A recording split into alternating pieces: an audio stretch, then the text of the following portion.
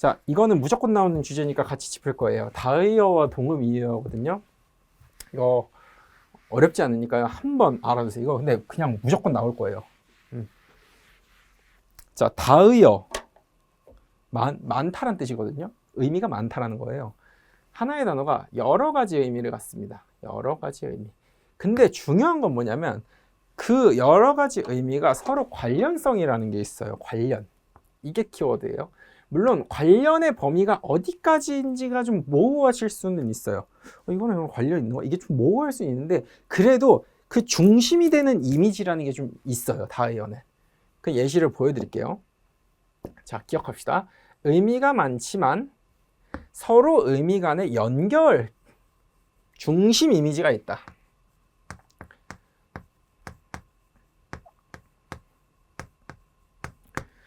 동음이의어. 자, 같은 의미예요. 발음은 같다. 근데 발음만 같은 거다. 이렇게 생각합시다. 그래서 의미는 서로 완전히 다르다. 자, 비슷한 의미로 연결된 게 아니라 전혀 다른 의미다. 그냥 다른 어원이에요. 근데 이렇게 쓰는 게 정확할 것 같아요. 우연히 발음이 같은 거예요. 같은 의미지만 서로 다른 뜻. 이해되시죠? 개념적으로 명확하게 구분되세요? 오케이? 자, 구분 포인트. 의미 간의 관련성이 있는지 아예 다른 의미인지. 그러니까 문제는 이렇게 나올 거예요. 1, 2, 3, 4, 5 있을 때 뭐 보통은 다의어 4개, 하나 동음이에요. 이렇게 나올 거예요. 왜냐면 동음이어를 여러 개 찾는 건 어려우니까 다의어 구성 기본으로 해놓고 동음이어 하나 이렇게 껴놓을 가능성이 높은데 이들을 구분할 때 그러면 선생님 어떻게 구분합니까? 했을 때 얘들 4개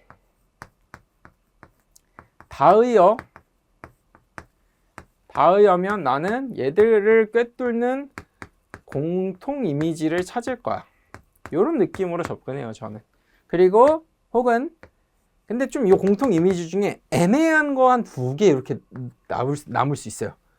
동음이에요. 그러니까 동음이에요는 판단할 때 그럼 아예 얘들이랑 아예 다른 결의 의미 하나를 찾을 거예요. 이걸 찾기가 좀 애매하면 확실히 다른 하나를 좀 찾는 거에 집중을 할 거예요. 얘 확실히 3개는 다의어야? 근데 얘는 이거를 공통 이미지로 볼 수 있을까? 아닐까? 이게 좀 애매한 애가 하나 걸친다고. 근데 아니고 확실하게 4개일 때도 있어요. 쉬운 거는. 그러면 확실히 다른 의미로 쓰인 다른 결의 의미로 바꿀 수 있는 애가 누굴까? 그걸 한번 찾아보시는 게 좋죠. 근데 요것도 팁이에요. 유의어와 반의어도 다의어 간에는 서로 비슷해요. 다의어 안에서는 유의어 반의어도 느낌이 비슷해요. 근데 동음이어는 아예 다른 말이기 때문에 유의어 반의어도 아예 다른 거예요. 아시겠죠? 그래서 동음이어는 다르다라는 거.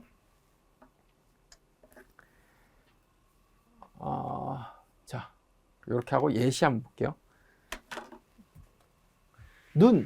눈을 다의어 측면에서 보면 우리 보통 눈 하면 뭐 생각하세요? 이 눈이죠, 눈. 시각 감각으로부터 파생된 눈. 자, 그녀는 눈을 감고 노래를 들었다. 눈이죠, 눈. 그 신체 기관으로서의 눈이에요. 자, 근데 토니 크로스는 패스기를 보는 눈이 있다. 이건 축구 선수입니다. 제가 되게 좋아하는 축구 선수인데요. 축구 선수예요. 제가 만들었습니다, 예시를. 아무튼 축구 선수인데 패스기를 보는 눈이 있다. 저때 눈은 그냥 이 눈을 의미할 수도 있긴 한데 사실은 판단력과 통찰력 같은 그런 눈으로 좀 보는 게 더 맞겠죠. 어쨌든 뭔가 다 묘하게 달라. 완전 똑같은 건 아닌 것 같고 요런 느낌들이 다의어예요. 물론 다이어 한 번만 다이어 탁 인터넷 검색해 보시면 다이어 엄청 많이 나올 거예요. 그 다이어 한 번 느낌 보시면 이런 게 다이어구나 오실 거고. 근데 자 볼게요. 얘 둘 볼까요? 얘 둘 내리는 눈이 내려서 길이 미끄러웠다. 이건 그냥 내리는 눈이에요. 진짜 눈이 내리는 게 아니잖아요. 근데 이 눈이 이 위에 눈들과는 완전히 결이 다르죠. 이해되세요? 그래서 이런 게 동음이어와 다의어의 차이다. 이렇게 봐주시면 될 것 같아요. 넘어갈게요. 그 다음에 또 나오는 다의어, 동음이어 넘어가기 전에 죄송해요. 다의어와 동음이어는 무조건 나오니까 제발 한 번만 직접 검색해서 예시들 한번 더 보시고요. 그리고 문제 몇 개만 풀어보세요. 확실히 감 잡으십니다. 근데 그거를 또 틀리는 분들이 꽤 있어요. 그렇기 때문에 반드시 KBS 한국어 능력시험 공부하실 거면 그거 보셔라 얘기 드리고요. 그 다음에 또 나오는 게 의미관계인데 이거는 풀이를 이걸 전달 드리는 방법은 두 가지가 있을 것 같은데, 첫 번째 기본적으로 의미관계가 나오는 것들이 좀 있어요. 뭐 부분 전체, 상하, 반의관계, 그리고 이제 시중 교재들을 봐도 저런 식으로 뭐 관계들을 먼저 정의하고 뭐 그거에 예시 보고 설명을 하는데, 저거 아는 건 당연히 아셔야 돼요. 근데 사실 반의관계 뜻이 다른, 관계가 다른 거잖아요. 저거를 막 그게 그렇게 어려운 개념은 아닌 거잖아요. 그냥 반의, 상하, 위아래, 그다음에 부분과 전체, 이런 것들 이렇게 정의하는 거 말고도 정의를 하면 또 많이 나올 수도 있어요. 어쨌든 중요한 건 뭐냐, 이런 거 알고 공부하셔도 돼요. 알고 공부하는 거. 근데 그냥 저건 아시되 실제로 이걸 그냥 보세요. 낫, 얼굴 같은 말이잖아요. 그냥 뭐 비슷한 말이라고 치든 같은 말이라고 치든 어쨌든 그냥 유의 관계 뭐 이렇게 볼게요. 그러면 얘들 보면서 비슷한 관계인 거, 그러니까 만약에 내가 이렇게 아는 관계에서 딱 나오면은 뭐 이렇게 유의 관계 쓰셔도 되고, 근데 뭔가 딱 안 떨어지는 것 같아. 그럼 이 관계 느낌이랑 비슷한 거를 왼쪽 오른쪽 대응시켜 볼까? 그냥 그렇게 접근하셔도 괜찮아요, 솔직히. 예, 옷과 단추 생각해 볼까? 옷, 단추, 그냥 뭔가 부분 같죠. 그냥 그걸 구성하는 거. 나이, 연령, 이건 같은 말이네. 그다음 운동, 요가, 운동이 좀 더 상위 범주고, 예술, 문학, 예술이 상위 범주고, 진실, 거짓 반대고. 이해되시죠? 그래서 이렇게 관계를 공부하시는 거 해설지가 다 써놨어요. 한번 보시는데 그거는 그냥 머리로 한번 들어두시면 되고, 실제 풀 때는 저 보기의 관계 왼쪽 오른쪽 비교해서 대응해가지고 같은 관계를 찾으시면 되는 겁니다. 어렵지 않아요. 아시겠죠? 정답은 2번입니다. 그래서 마지막으로 팁을 정리하고, 말씀드렸던 것처럼 이거는 직접 공부해 주셔야 돼요. 그리고 관련해서 한자어 제가 정말 많이 수록해놨고, 그러니까 다 정리해놨고, 기출 문제 있는 이 83회부터 85회 있는 거 한자어 정리했고, 그 다음에 뭐 나온 것도 아마 교재 뒤에 정리돼 있을 텐데 그거로 공부를 기본을 하세요. 그리고 관련해서 좀 유의어, 반의어 같은 것도 찾아보시면서 확장을 하시면 됩니다. 아시겠죠? 그리고 헷갈리는 혼동되는 어휘는 사실 이 어휘 파트보다 어법에서 좀 나와요. 그런 것들은 뒷부분에 어법 파트에서 제가 조금 더 얘기를 할게요. 자, 일단 다시 정리를 한번 하겠습니다. 추론을 통해서 풀 수 있는 것들을 풀어내려고 노력을 해보자 라는 거. 그 다음에 손가락 걸기, 손절하는 기준을 좀 세우는 거. 이게 결국에 시간 관리에서 되게 중요하다. 시간 관리. 키다, 키. 그래서 내가 어떤 걸 버릴지에 대한 기준을 세워라. 그 다음에 빈출 유형, 말씀드린 것처럼 다의어, 동음이어, 유의관계, 그거 말고도 눈에 익숙해지셔야 돼요, 유형이. 그 다음에 예문 만들어 보자.